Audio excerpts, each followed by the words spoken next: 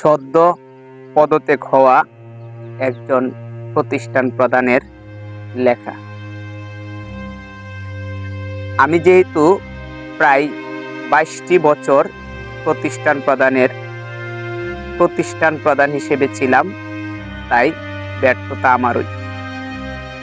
প্রিয় এলাকাবাসী, ক্ষমা করবেন। চেষ্টা করেছি কিন্তু পারিনি। আমাদের যেমন সীমাবদ্ধতার অভাব নেই, তেমনি চেষ্টারও ত্রুটি ছিল না, কিন্তু পারিনি। আসলে একটা শিক্ষা প্রতিষ্ঠান তৈরি হয় ছাত্রদের জন্য। বাটি এলাকার এই কলেজটিও প্রতিষ্ঠিত হয়েছে দরিদ্র এলাকা ছাত্রছাত্রীদের উচ্চ শিক্ষার সুযোগ হাতের নাগালে পৌঁছে দেওয়ার জন্য। সুতরাং তাদের চাহিদা মোতাবেক সাজাতে হয়।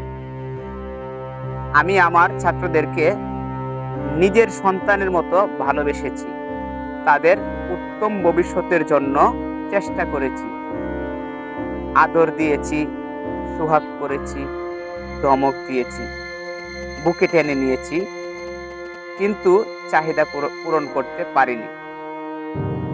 ইদানিং আমার কিছু কথার দ্বারা আমি আমার সন্তানসম ছাত্রদেরকে বেশি কষ্ট দিয়ে ফেলেছি, তাই তারা আমাকে আর চায় না।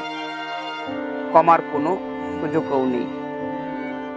বিচার ছাড়াই ফাঁসির ব্যবস্থা হয়ে গেছে।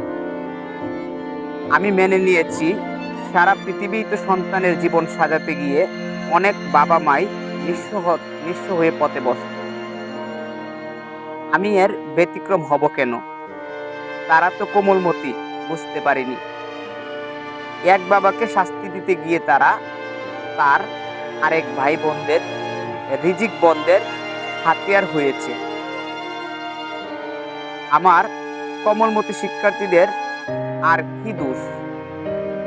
সারা বাংলাদেশে এত এত পদত্যাগ, ওরা যদি একটা দুটা পদত্যাগ না করাতে পারে, তাহলে এটা তাদের ব্যর্থতা মনে হবে। পৃথিবীর সব বাবার মতো আমিও সবসময় আমার সন্তানের বিজয় দেখতে চাই। আমি একজন ব্যর্থ মানুষ, তবুও স্বপ্ন দেখতাম এই ক্যাম্পাস থেকে সাদা কাফনে বা লাল গালিচায় ফুলের শুভেচ্ছায় বিদায় নেব। আমার স্বপ্নই রয়ে গেল। এক নিমিষেই সব শেষ। এই শেষ বয়সে এসে পৃথিবীর কারোর প্রতি আমার কোনো অভিযোগ নেই। মেনে নিতে চেষ্টা করছি, সবকিছুর ফয়সালা তো উপর থেকেই হয়। আল্লাহর কাছে বলেছি, হে আল্লাহ, তোমার দুনিয়া তো অনেক বড়, তুমি নিশ্চয়ই কোনো না কোনো জায়গায় আমার জন্য, আমার সন্তানের জন্য উত্তম রিজিক এবং সম্মানের ব্যবস্থা করে রেখেছ। আমি আশা করতে চাই বা বলতে চাই, বাংলাদেশের কথা, পৃথিবীর কোনো শিক্ষার্থী যেন তার নিকৃষ্টতম শিক্ষককেও রিজিক বন্ধের হাতিয়ার না হয়। কারণ এই পদ্ধতি যে কত বেদনার, কত কষ্টের, তা আমি ভুক্তভোগী হিসেবে হারে হারে টের পাই।